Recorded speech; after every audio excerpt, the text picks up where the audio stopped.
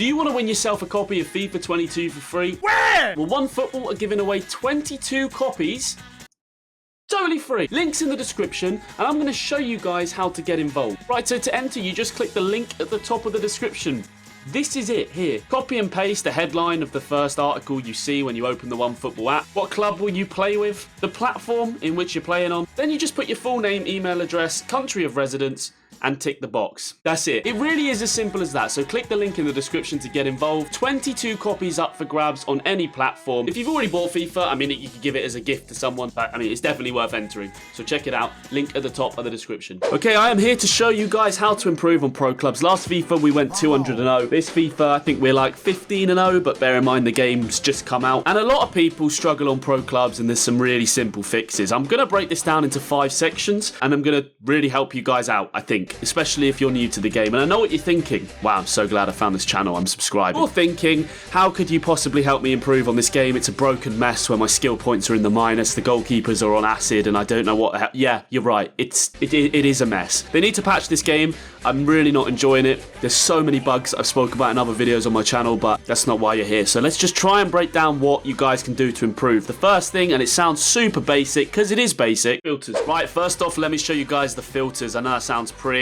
simple. You're going to be like, I know how filters work. Well, some of you might not. When you come into the lobby, you want to make sure that you have this on, off, and on. That's what I would probably recommend. This basically means that you're going to match players around the same size as you. So if there's 2 of you playing, you're not going to match anyone above 4 or 5. If there's 2 of you playing and you have this off, you could match 11. The keeper is completely up to you. If you have a goalkeeper in net or you don't, and you want it to match, we would play with it off personally. And the any position, whether you use an any or not, I would recommend you have this on, because if you're using an any, you probably want to play against a team that has an any. If you don't have an any, you probably want to play against a team that doesn't. So have it on. Formations wise, I would always recommend a 4-1-2-1-2 narrow, or if you're a bit more defensive, a 5-2-1-2. We use these formations because we occupy the left striker, right striker, and cam.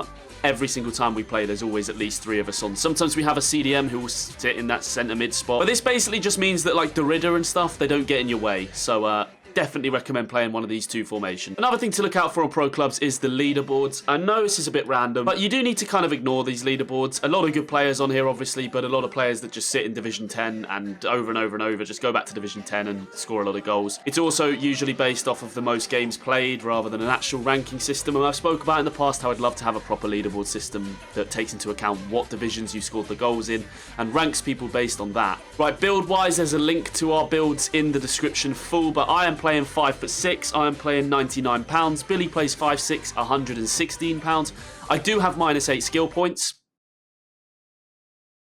Like I said, game doesn't work. Hopefully when they patch it, they'll fix it. But yeah, I mean, traits-wise, I'm using the skill dribble and the active first touch. I'm too scared to change it in case any of them do get taken off, as the -10 skill points that I lost was my cheater archetype. So I should have 96 pace, but I've got 90 because I can't put this back on until the game is patched. You're on the channel to find all the best builds. I'll have CDM, I'll have centre-back, I'll have wingers all out in the next couple of weeks once we work out what the metas are. Now, let me show you what I don't like about this game in like 15 seconds or less. What? Fuck off.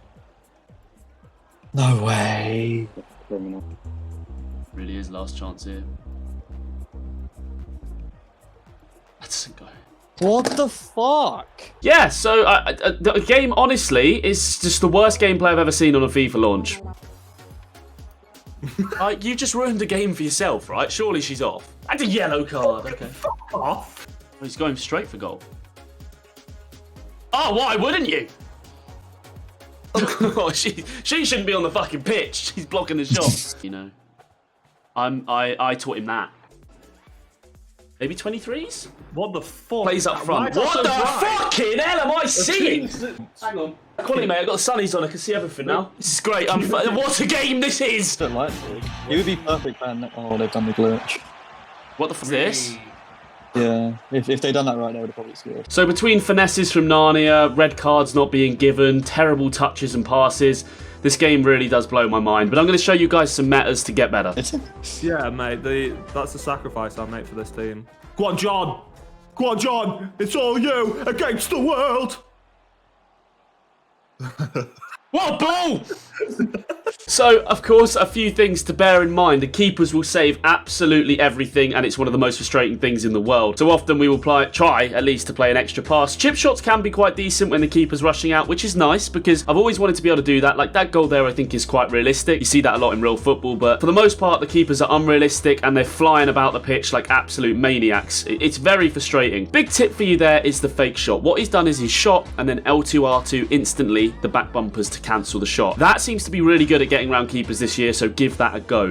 When you're playing in attack as well, especially when there's 3 of you, you'll see that we always occupy a triangle formation.